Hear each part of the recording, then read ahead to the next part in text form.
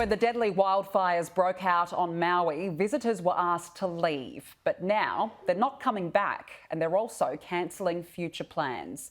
The loss of visitors is being felt not only on Maui, but around the rest of the state.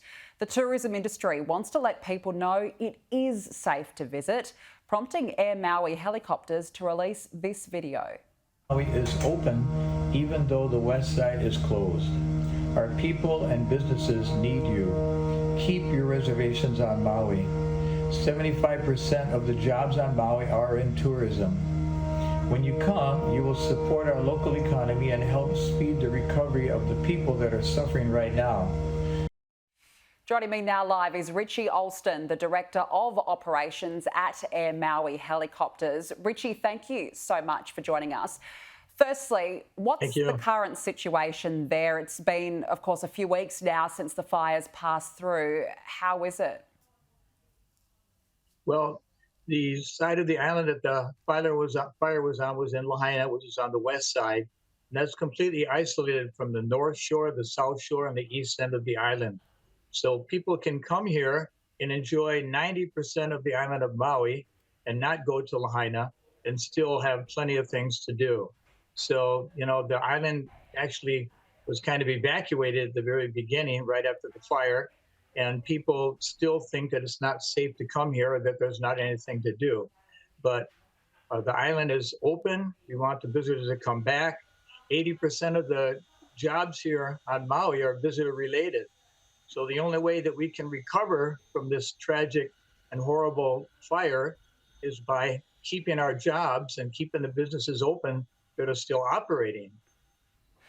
Is a big part of it, because of course initially tourists were quite rightfully asked to leave the island, but now they're simply not coming back and they're cancelling their existing bookings. What sort of an impact is this having on business? Well, we've already laid off employees from our business. We normally would fly 3 helicopters and do 25 to 30 flights a day. Right now, since the fire, we're flying 1 helicopter, 1 pilot. We're doing 1 or 2 flights a day. And that's the same thing for the other helicopter companies and the other businesses. They've already been, laying off people. Mama's Fish House that's showing on the video there coming up right now. Famous restaurant was booked reservations through the month of February of next year. You can now walk in there and have dinner without even making a reservation. So it's having a severe impact on the island right now.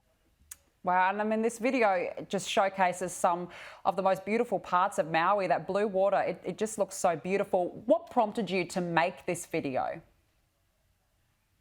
Well, I've lived on Maui for 57 years. I've flown here for 52 years.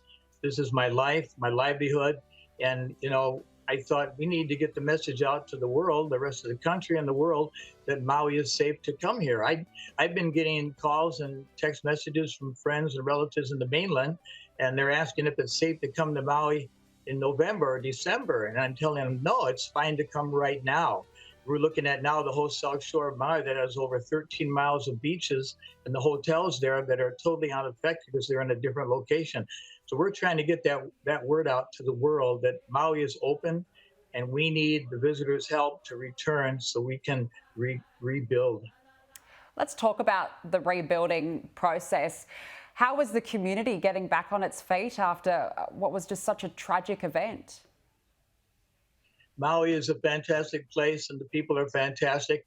You know, immediately after the fire, like in the next couple of days, people were lined up, caravans of cars lined up at the county facility to drop off supplies. Matter of fact, so many things were donated, goods and food and clothing and everything, that they actually asked people to stop donating because they didn't have any place to put it all.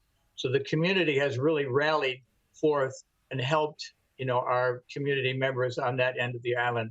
Just incredible. And we're seeing some of those pictures on our screen now of just how widespread a lot of that destruction is. How long do you think it's going to take before it looks like its former self again? That'll be years. And unfortunately, you know, there were hundreds of buildings that were destroyed. There were of historic significance that can't be replaced. So that's gone forever.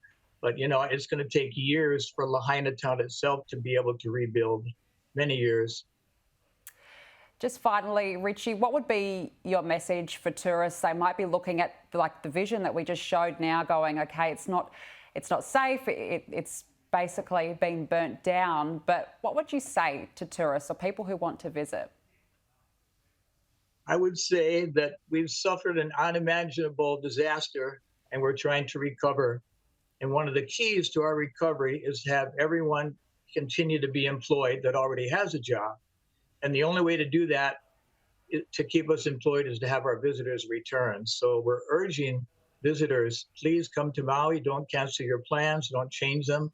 You know, if you haven't made plans to go anywhere, make your plans to come to Maui and visit us so we can stay employed and we can continue to help so many people that have lost everything.